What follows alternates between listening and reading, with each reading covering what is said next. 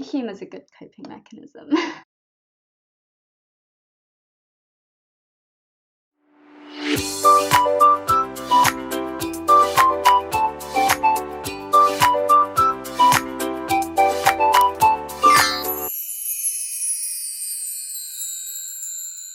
Hi guys, welcome back to, I guess we're in Unicorn Corner today, and we have a new episode of Makeup and Mental Health Monday.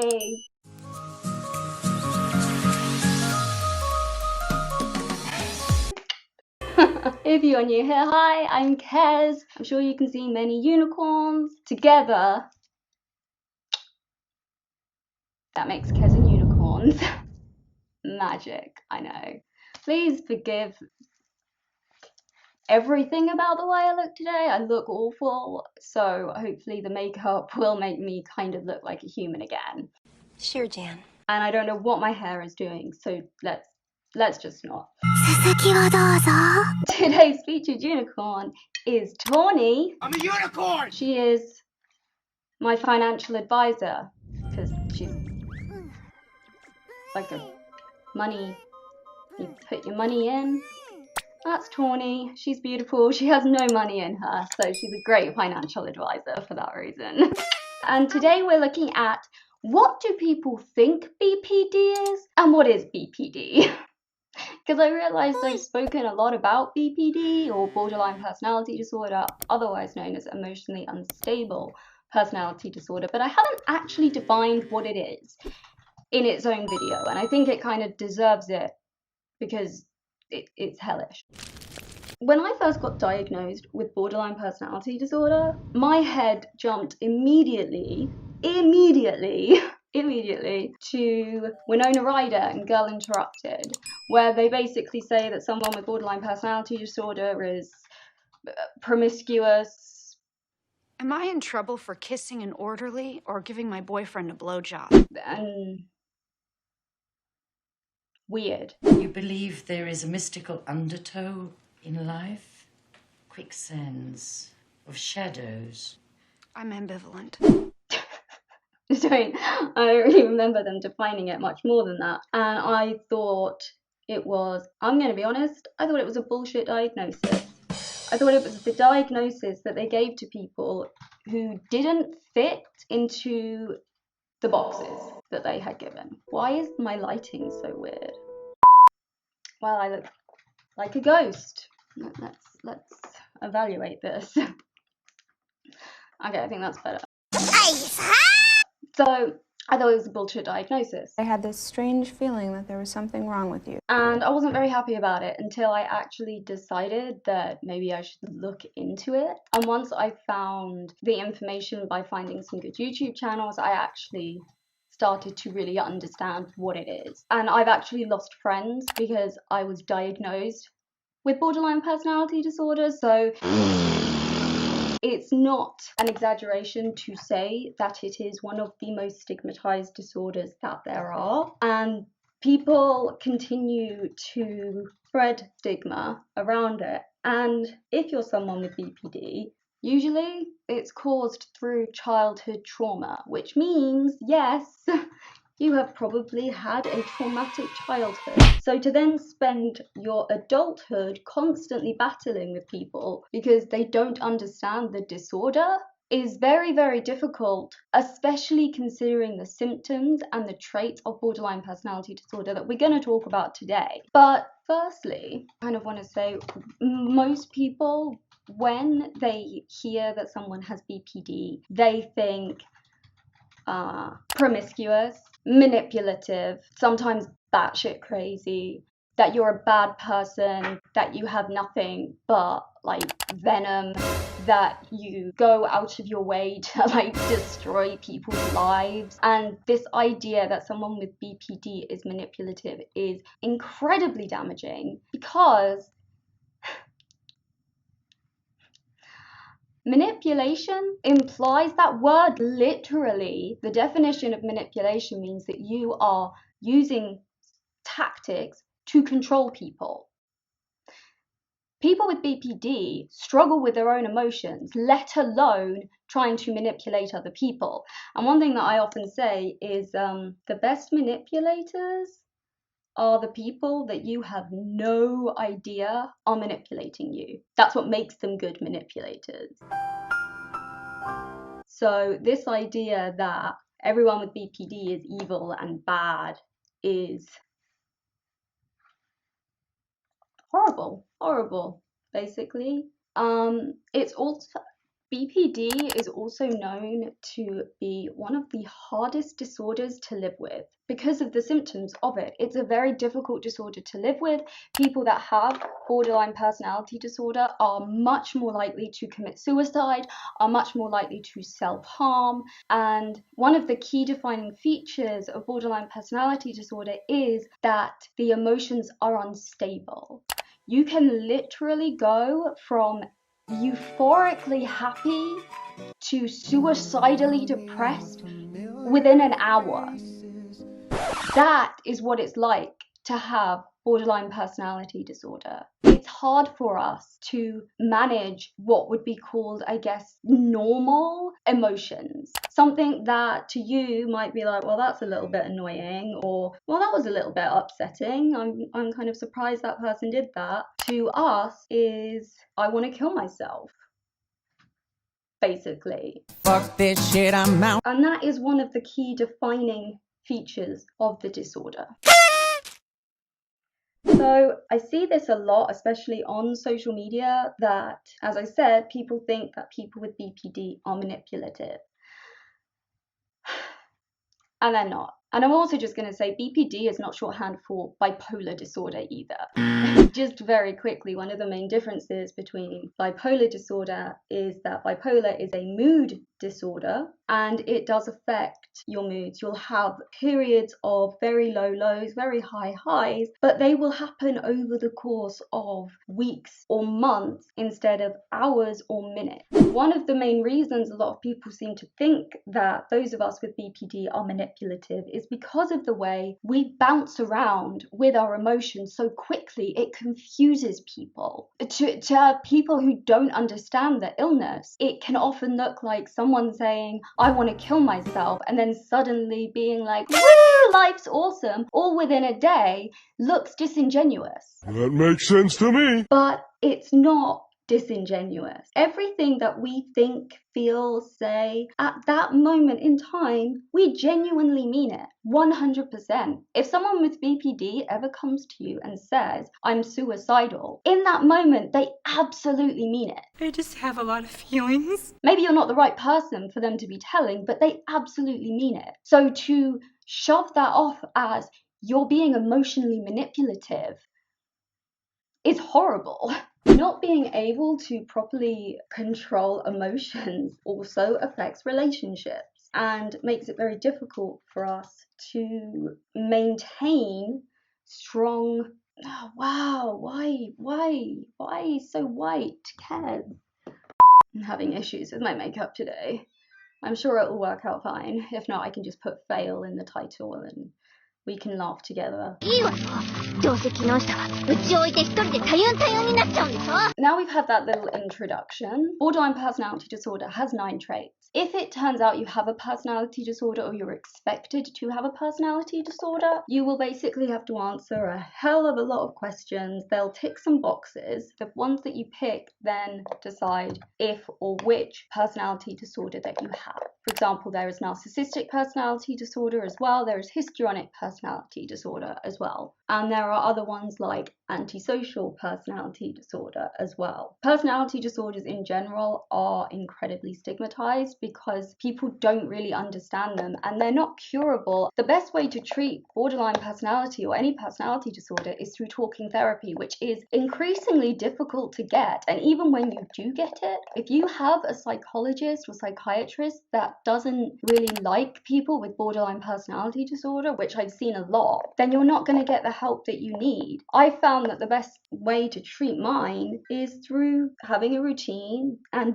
doing these videos and finding people on YouTube who know what they're talking about and who don't make you feel like a piece of crap, because it's amazing the amount that do. So routines are also helpful and useful, but again, because our emotions are so unstable, they really do impact our everyday lives. And I think that's something that people don't fully understand, because people do just go, oh, manipulative. Or I literally had a friend tell me that they can't be my friend anymore because I have borderline personality disorder, even though I've had this obviously since I was a child and I've been friends with them for years. It doesn't make me a different person, it just makes it that I now have a diagnosis and can work on improving myself, if you like. So, now that's over with. What am I doing today?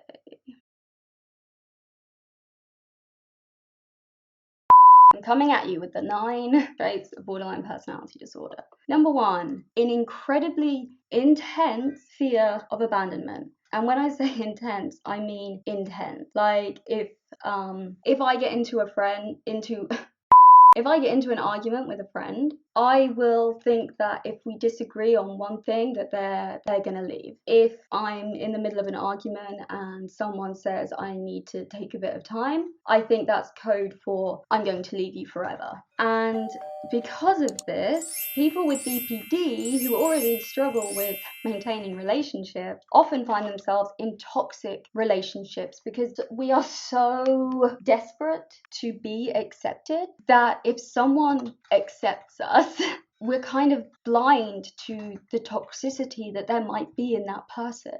And as soon as we find out that those traits are there, we'll still try to convince ourselves that it's not true or it's not accurate. And it also means that we often end up with people that just disappear on us almost completely out of the blue. I don't know what it is about BPD. Yeah, I can't say it. I always say BPD, I'm sorry. We always seem to end up like having our hearts broken, whether it's by friends, family, romantic relationships, and it makes it incredibly difficult to trust people. And then that just feeds back into the fear of abandonment, and as soon as someone saves us, we'll be like, you're the best person ever, and then when they're done with us, they'll throw us out like a bag of garbage, and the cycle repeats.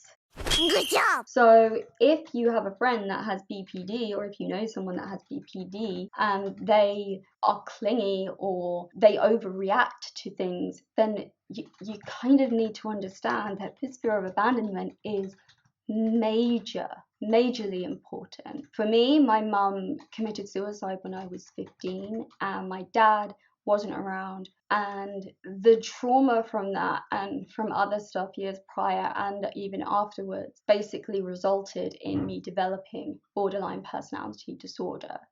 So with my mum committing suicide, it's obvious that there is a fear of abandonment that is going to be instilled in a person, and then for the other parent to not be there, there's again the idea of this person doesn't want me, they're going to leave me. It also feeds into this idea that because we are so desperate to belong and to not have people leave us, we will, if we are having like, I don't know, if we're a bit annoyed with someone or we notice something, we might not say anything, and then we'll just hold it in, and then we'll get to a point and we will explode at that person. And then they explode back at us, and then the relationship dies and the cycle begins again. So do you see this pattern that I'm trying to show you of the way BPD feeds into itself, creates a reaction, and then feeds back into the beginning again, and you just keep going round, and it is so exhausting and so tiring. And so to have people stigmatize against it just makes it even more difficult for us to maintain relationships, to feel that we can be honest with people, to trust people. This means that we'll often end up either pushing people away or they'll just leave. Okay, let's go into number 2, shall we? Number 2 kind of fits in with number 1, unstable relationships, as I've explained. The dynamics are crazy. Let me rephrase that. The dynamics are seriously intense. And so to have a relationship with someone with borderline personality disorder, it's really important that if you have a friend or a loved one or your partner has BPD, please try and learn about the disorder, because it is so difficult. And when you take time back to reflect on past relationships or things like that, you can see it from the other's perspective. But it's very difficult for people with BPD to see from someone else's perspective. We also have a very common, you may have heard people talk about having a favorite human. This is quite a normal thing with people with BPD because of that fear of abandonment and because we want to be accepted. So we tend to make friends pretty quickly, but then relationships will often end very quickly, so they're short-lived. So splitting is the idea that a person is either all good or all bad. There is no in between. And this is a constant pattern that you will see in people with BPD. It is one or the other. It is black or white. There is no grey. Definitely not 50 Shades of it. Why would you do that? It is good, bad. The best person ever, the worst person ever. My favourite colour, the worst colour ever. I'm euphorically, ecstatically happy and I want to just run around and smile and be free and awesome. I want to kill myself because I'm disgusting. This is a very common thing that you will see in people with BPD, and one of the main reasons that people think we're manipulative. Because to an outsider, it must look very, very strange to see the fact that these extremes can literally happen in a day, in an hour even. I use this example a lot, but I can post a video and it's doing what it's doing and I'm like, yeah, I feel good, I accomplished that. And then I get one dislike or one negative comment and I should just stop doing YouTube completely because I'm a failure, I'm clearly crap at it, I'm clearly a horrible person, everyone hates me, yes, I want to die. And we do the same with relationships, and that is very difficult. Don't look at my cracked mirror. That is very difficult for people to handle in the moment. Oops. Shit. It is very difficult to cope with, not just for the person with BPD, but especially for the person on the receiving end of it. Because, and again, it looks strange to people because it's how can you be talking so lovingly about someone and then suddenly like hate their guts? It just doesn't make sense. Sometimes people talk about how people in a relationship with someone with BPD can often feel like they're suffering from emotional whiplash as a result of our very rapid and unstable mood swings. But the important thing that I want to try and get across here is that this isn't us trying to do that. This is something in the brain of someone with BPD that is actually different. It's almost like, I don't know, this might be a weird example, but for me, it's almost like I have child Kez living inside me before everything happened with my mum. And then I have adult Kez living inside me. So in certain ways, I still react like a child, even though I'm a grown adult, because I don't know why. But that's how I would explain it, that it is like the adult has a certain, our emotions freeze at the age that we were at when we suffered from such intense trauma that this happened. That would be the way that I would describe it. So even though I was 15, which isn't, young, there are definitely patterns in the way I process things, the way I react to things, the way I respond to things, that people will be like, that's very childlike. And it is, but it's because my brain has kind of frozen the emotional part of my cognitive being at the age of 15. So sometimes I act like a 15-year-old would. And yes, I do my best to not do that. I'm actually going to be reviewing some self-help books that I've bought, so I will let you know about those too if you're interested. But let's go on to number 3. This is one that is very, very relevant to me because I also have anorexia. So people with BPD have a very distorted perception of self. So for example, most people know who they are. They get to a point and they're like, yeah, I might change my mind on certain things occasionally, but this is my view on XYZ, and this is who I am. This is me. People with BPD don't have that. we have no clue who we are, and it's often because of the trauma and the splitting affects us and it makes us unsure of who we are. I do think it's important here to just raise a note that often people with BPD will get wrongly diagnosed with DID or dissociative identity disorder, because dissociation is quite common in people with borderline personality disorder, but people with borderline personality disorder do not have alters. Our brain hasn't fragmented in the same way, and we do not have altered states of consciousness, but I have different Kezes.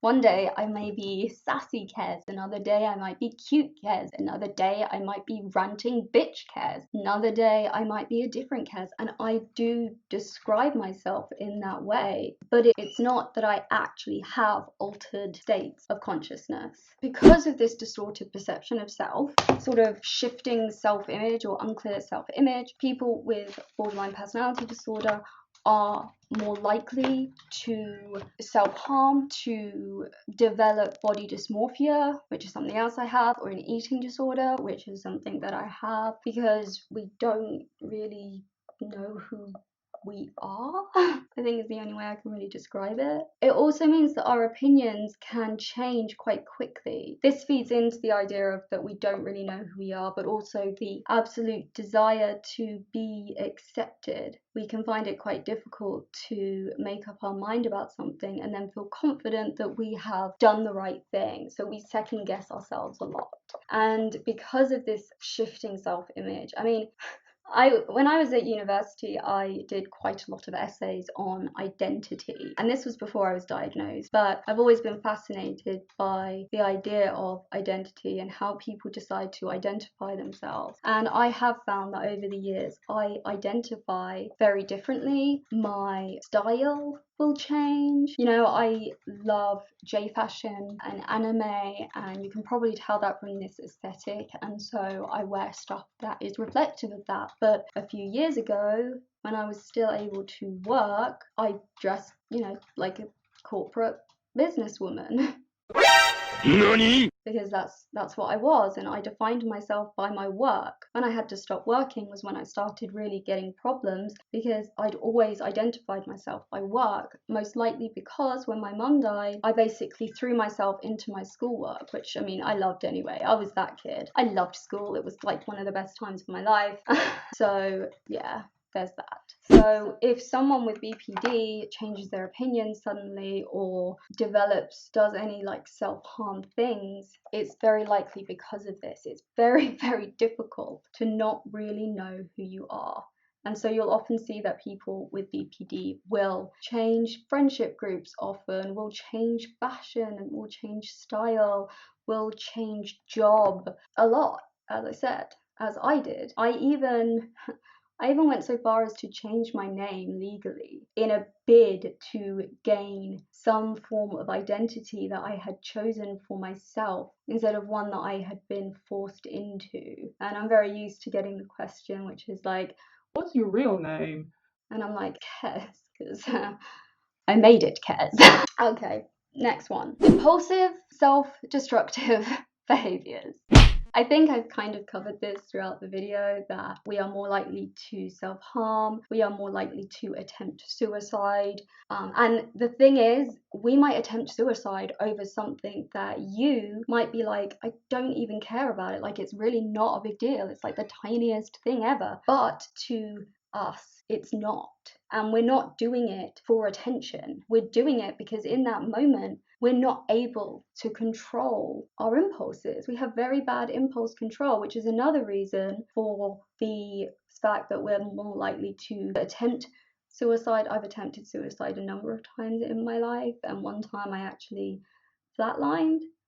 So that was scary. But also someone might attempt suicide and then the next day be released from the hospital and go and party and act like everything is normal and everything is fine. And it's not for anyone else to judge how someone deals with a suicide attempt. It is no one else's business how someone deals with self-harm. And eating disorders are also part of self-harm. So I'm hoping that what you're seeing here is a pattern, that all of these things feed into each other and create a vicious cycle that is agonizingly difficult to live with. The impulse control is often reasons that, for example, we might say something really, as I said earlier, childish, or we might do something because we just suddenly feel like doing it and we can't stop ourselves. A few years ago, before, this was weirdly, I don't know what this says, but this was before my flatlined suicide attempt. I actually got to a point where I take a lot of medication, very strong medication every day, because I suffer from chronic regional pain syndrome as well, which is very debilitating. But I got to the point where I basically said I need to be admitted into a psychiatric hospital because I am scared that I am not going to be able to control myself and that I might overdose and take my own life. So I spent a month in a psychiatric hospital, and that is another story. I'm also hoping that you see that it's not a nice thing to live with. Many people have said it is one of the most painful disorders. I can't really say that. I don't think we should be comparing traumas or rating traumas or saying that anyone's trauma is worse than someone else's. We don't know. All we do know is that the trauma that we had affected us enough to cause this, if that makes sense. 5 is self-harm, which we've talked about. What do you want, a fucking medal? The next one is emotional mood swings, which again I've kind of explained. So, as I said, borderline personality disorder is a personality disorder, not a mood-based disorder like bipolar disorder, which means that there's no medication that can help because it's not a chemical imbalance in your brain that can be corrected. It is something deeper than that. That's not to say that a lot of people with bipolar disorder, that's not to say a lot of people with borderline personality disorder won't be on medication, because a lot will, because there are things like antidepressants or mood stabilizers that can help with the anxiety and the emotional mood swings. And if you have a strong history of dissociation, then you might also be on an antipsychotic, but that's not always. And it's different for each person. So 7, we're on 7. 7 is chronic feelings of emptiness. I think it's important here to explain a little bit more. So what I've written down here, people with BPD often feel empty inside. Like if you talk to someone with BPD, they'll often be like, I don't really know who I am, I don't know what I am, I don't feel much. Like sometimes we have such big mood swings that sometimes when we're just kind of fine, we feel at a loss, like there's something wrong. But we also have this void that we're desperately trying to fill, which again is linked to, you guessed it, an intense fear of abandonment. Why are we still here? And we will try everything to fill this void inside of us. So you might see people with BPD trying lots of different things, having activities and things that they enjoy, and then suddenly trying something else. I guess in a way it's similar to an addiction, and once you've been on a certain medication for an amount of time, the effect of the medication starts to wear off, so you need to try something else. For example, one thing that I would say with regards to chronic feelings of emptiness, the way I often fill it is a very bad way of trying to fill it, which is through shopping. Fight the power! I want stuff. I want makeup. I want wigs. I want clothing. I want shoes. I want the world. I want. Like a little child. And it's a very unhealthy coping mechanism. It's not good for the bank account, especially as I am unable to work due to my chronic pain more than anything else. And also, yeah, it's just not a good way to cope. And you may find that due to the chronic feeling of emptiness, people with BPD will also often be more likely to develop or to try drugs, to develop drug addictions in a bid to try and fill it, or they might become addicted to alcohol or gambling because there's this desire to fill up what's inside.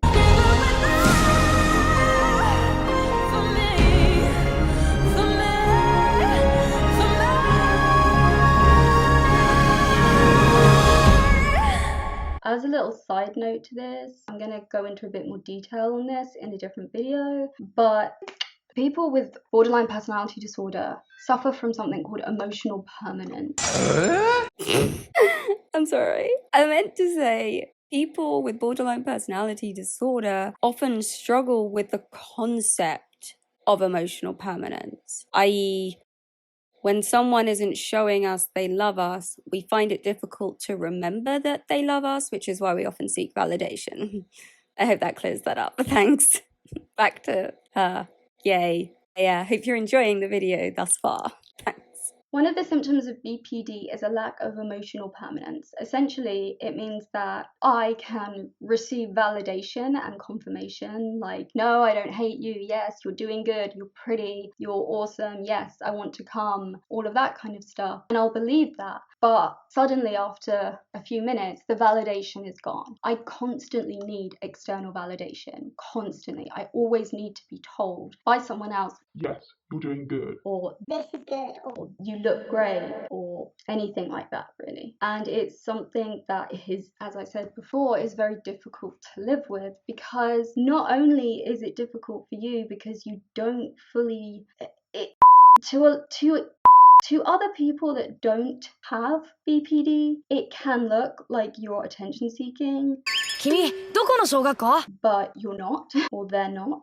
And it can also get frustrating to someone who doesn't have BPD, because it's that idea of, why do I have to keep telling you the same thing? Yes, I still love you. Yes, you're awesome. Yes, this is good. And so it can really just, it can be very, very destructive. And to live with it is horrible. It is.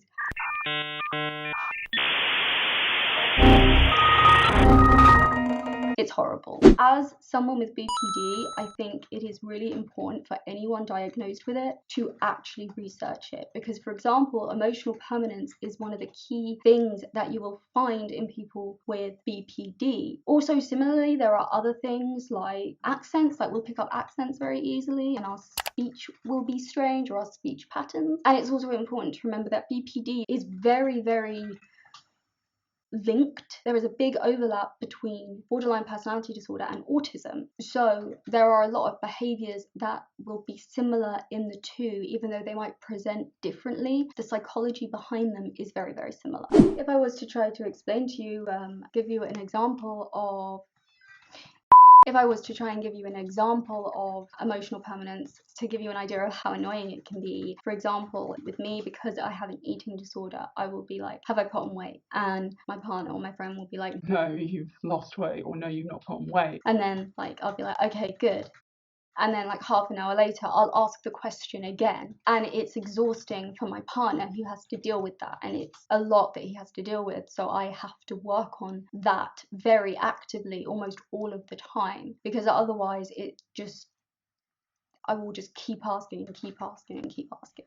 Number 8 is explosive anger. So this, I touched on this at the beginning when I said that we might not tell someone straight away that they've upset us because we don't want to lose them as a friend. This used to happen to me a lot. So here you really have to understand the fear of abandonment. So the fact that we have very emotional mood swings, our emotions are kind of 100% or 0%, minus 100% sometimes. And so if someone does something that upsets us, we often won't talk about it. We'll just try and like move on, because we are too scared that if we talk about it and we say, you've upset me, that person's going to be like, well, screw you then, I don't want to be your friend anymore. And that might sound really irrational, but borderline personality disorder isn't about ration, it's about emotion, which is why it is also called emotionally unstable personality disorder. So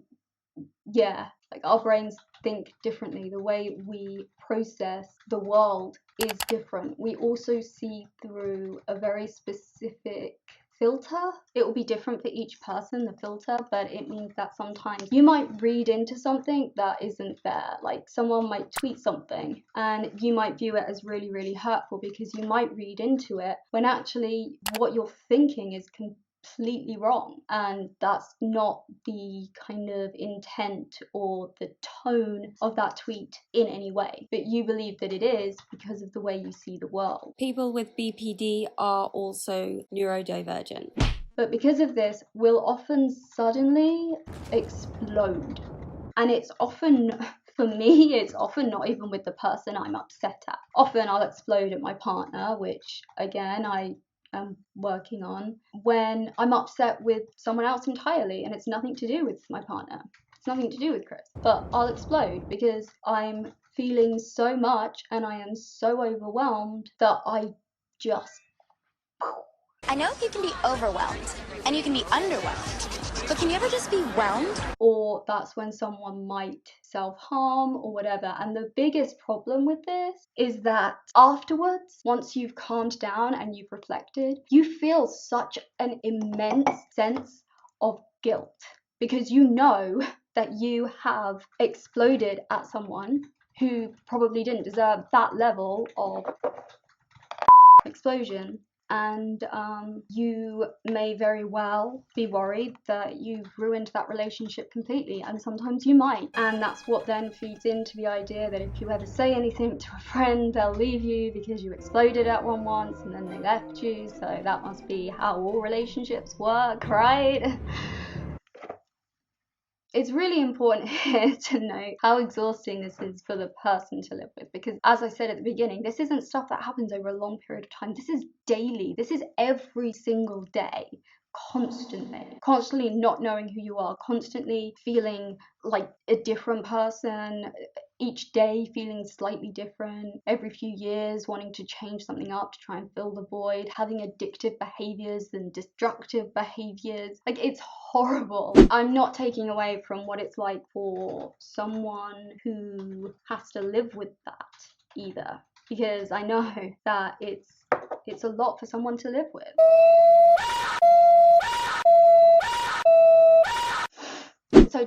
So I have dissociative amnesia, so memories have kind of been not there, and they can be triggered, as I just explained. There will also be times when someone with BPD might completely dissociate and freeze up or not respond or just seem very, very different.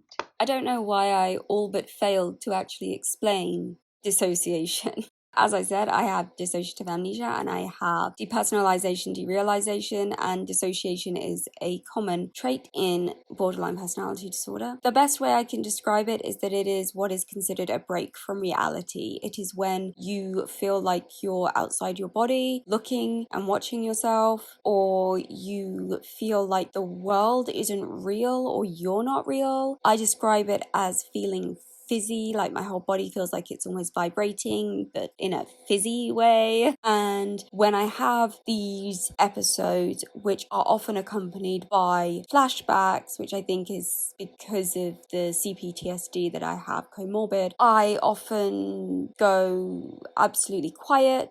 People think I'm giving them the silent treatment or that I'm just ignoring them, because when I have dissociative episodes, it's very internal. I sit there, I don't know what is going on. I question what's real. I've ended up doing some very reckless things when I have been in a state of dissociation, because I've been like, oh, well, I'm sure this isn't real, so I'm just going to go along with it. And sometimes the flashbacks that accompany the dissociation will be so intense that I'll actually not be sure if I'm still a child or if I'm an adult, or which of those is real, if either of them are real. When I flatlined on one of my suicide attempts, I remember feeling very much outside of my body, like I was watching everything happen and wanting to be like, okay, fix it. And I couldn't. So that's probably the best way I can explain dissociation. For some people, it can be very covert,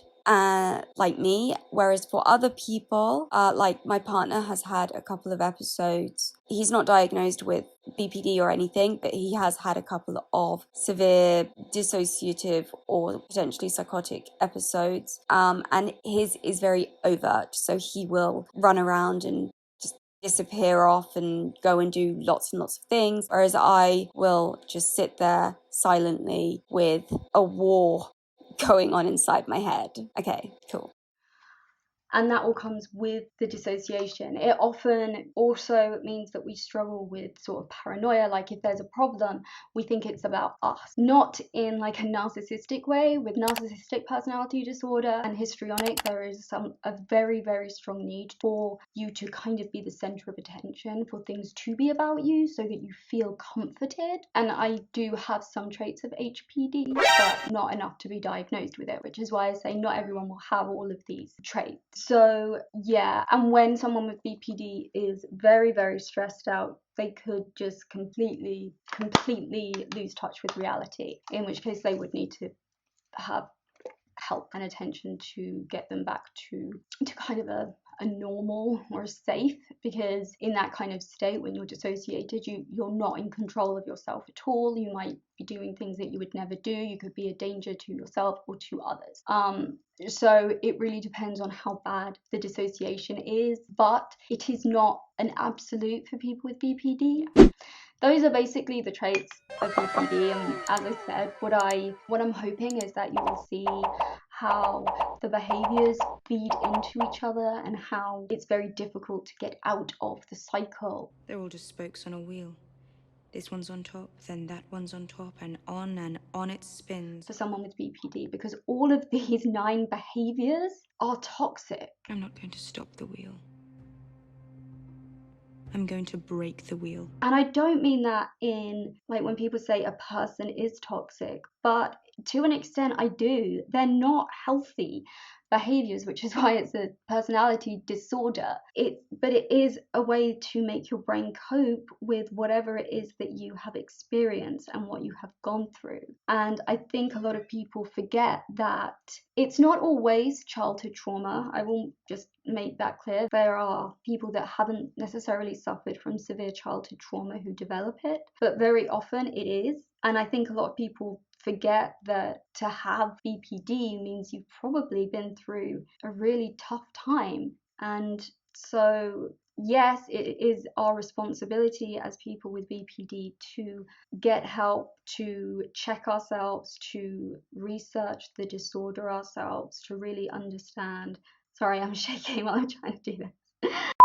Like, to really understand ourselves and the disorder. But it's not like we choose to have these. It's not like we are intentionally trying to be vicious or toxic or manipulative. We are trying to survive. And unfortunately, because we have a distorted perception of self, and because we have so many symptoms that just aren't ideal, it makes it very hard to live with this disorder. It is emotionally draining, and it can be physically draining. It's not something that anyone wants to live with. It's not something that is enjoyable. It's not even, and the fact that it can't be medicated makes it really, really difficult to live with. The fact that there is so much stigma surrounding it makes it very difficult to live with. I mean, I was, even as someone diagnosed with it, when I was diagnosed with it, I was really, really not happy about it because I was like, oh, it's that disorder, is it? Great. Because of the stigma. So, yeah. On top of that, there are other disorders that are comorbid. So anxiety is comorbid. I suffer from anxiety. Eating disorders are comorbid. I have an eating disorder. Sancho! Ahoy! Ahoy! How are ya? I'm honey! Humor's a good coping mechanism. Substance abuse, I don't have. I'm not addicted to alcohol or drugs, though because of my chronic pain, I have to take very strong medication every day. So technically my body is dependent on that medication, but I'm not addicted to substances. Depression is very comorbid, and so is bipolar disorder. I cannot imagine having bipolar disorder and this disorder, because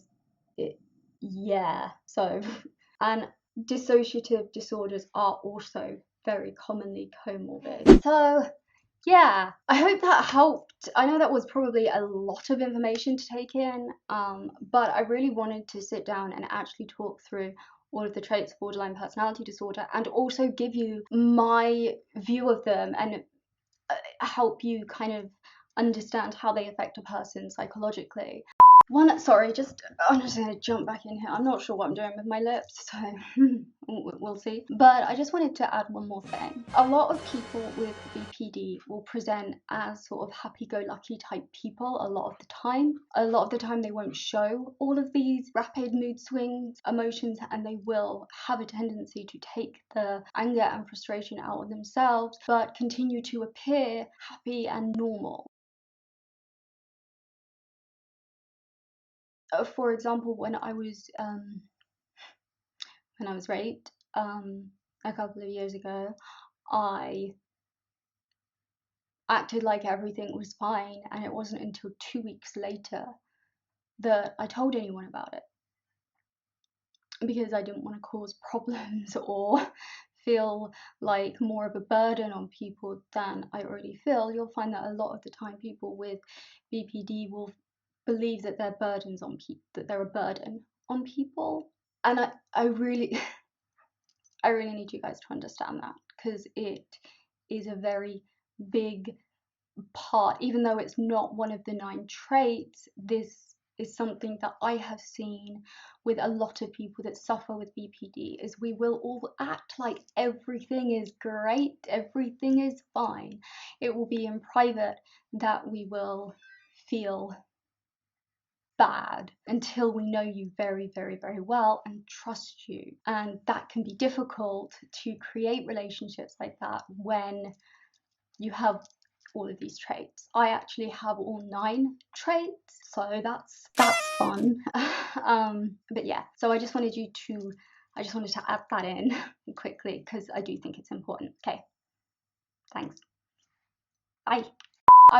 If you've watched this, then I want to thank you, because it shows that you either relate, maybe you're someone with BPD, or maybe you love someone with BPD, or you're friends with someone who has BPD and you want to understand it more. That's kind of my hope here. I will be doing more videos, as I said, maybe going into like relationship. In fact, I'm doing one going into relationships and going into other aspects of it. So if you have any kind of comments, questions, any of that kind of stuff, please do pop them in the comments section so that I can either answer them or do a video on them or put a video in them if there's lots of questions.